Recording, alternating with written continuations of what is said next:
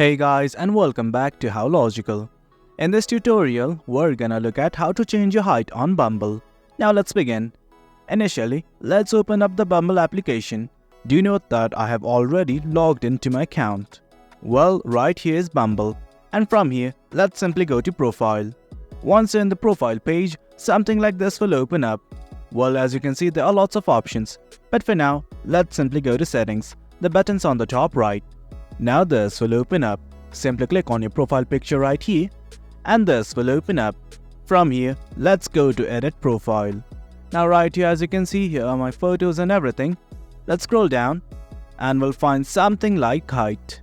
Well, right here is height. Let's click on this tab right here, and this will open up. Simply click on the text box right here, and from here, you can change your height. Set it to your original height. And once everything's done, let's click on Set. Well guys, that's it. That's how you change your height on Bumble. It's as easy as that. Hope you guys found this video informative, and for more content like this, do remember to hit like, share and subscribe. Thank you.